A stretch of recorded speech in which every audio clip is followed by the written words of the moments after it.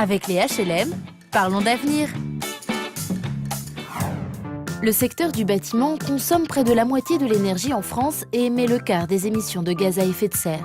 Le mouvement HLM s'est fixé des objectifs d'économie d'énergie, mais quels sont les moyens techniques employés et quels bénéfices pour les locataires? À Jouer-les-Tours, au pied du futur tramway, Jonathan vient rencontrer les premiers locataires de cette résidence sociale construite en basse consommation d'énergie. Car, comme Sonia, les habitants n'ont pas encore repéré toutes les fonctionnalités de leur appartement. Je ne sais pas si vous avez remarqué, mais il n'y a pas de radiateur en fait. Oui, c'est ce que j'ai vu, il n'y a pas de radiateur. Voilà. En fait, c'est un bâtiment, il est tellement isolé, vous avez tellement peu de perte de chaleur, qu'en fait, on a juste besoin d'un peu de complément. Donc, je vais vous montrer un peu comment ça marche. Un échangeur de chaleur, des triples vitrages, une ventilation dans la cuisine et dans la salle de bain, un sèche-serviette remplacent les radiateurs. Une bouche de ventilation ici et une autre là-bas, qui vous permettent on va souffler de l'air chaud là, on va souffler ici et ça va vous permettre de chauffer cette pièce à la bonne température que vous souhaitez. Les bâtiments BBC consomment 3 fois moins d'énergie. Si Jonathan a participé à ce projet, c'est que la conception en basse consommation change profondément la culture de la construction. On a vraiment isolé par l'extérieur, donc un bâtiment très isolé avec des vitrages très performants, triple vitrage. Et l'architecte a essayé de travailler, c'est-à-dire malgré le bâtiment compact, il a essayé de travailler un système où par exemple le dernier étage ici est tout en bois. Et donc on a 2 systèmes constructifs, 2 premiers étages en béton, rez-de-chaussée premier étage en béton et le dernier étage tout en bois pour apporter des matériaux naturels et écologiques. Sur le toit de l'immeuble, 10 capteurs solaires ont été installés. Ils ne servent pas au chauffage, ils servent à l'eau chaude sanitaire, c'est-à-dire pour faire l'eau chaude pour la douche, la cuisine, ainsi de suite. Et donc l'objectif qu'on vise ici, c'est 50% de production d'eau chaude sanitaire à partir de ces panneaux solaires.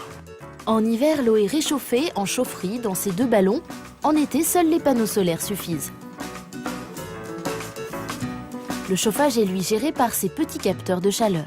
On envoie 12 kW dans le logement, donc ça vous dit peut-être rien 12 kW, mais il faut savoir qu'une petite chaudière à gaz chez vous, elles font en général 25 kW. Donc vous voyez, là aujourd'hui, avec 8 degrés extérieurs, on envoie 12 kW et on chauffe 18 logements. Le coût global de cette résidence a été optimisé lors de la construction et grâce au soutien des collectivités locales. Au final, les charges devraient être divisées par 5, une source de bénéfice pour les locataires. Mais pour maîtriser les dépenses énergétiques, le bailleur s'engage à suivre les habitants dans l'utilisation des nouveaux équipements. L'objectif qu'on s'est fixé, c'est d'accompagner les locataires, c'est leur donner le mode d'emploi de leur logement, c'est de faire œuvre de pédagogie.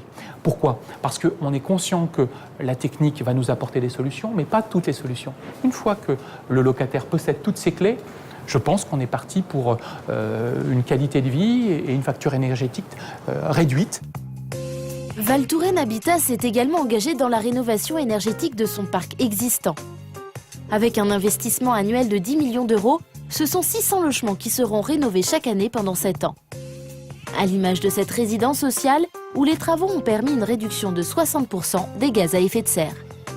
Ici, Croix-Pasquier, un bâtiment de 102 logements pour lequel on a fait une isolation à l'extérieur, très importante, puisque je crois que c'est 12 cm plaqués qui permettent évidemment de renforcer l'isolation thermique. Un investissement très important puisque ça représente 1 500 000 €.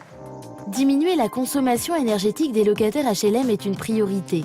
Car aujourd'hui, 3,8 millions des ménages français consacrent au moins 10% de leurs revenus à leur facture énergétique.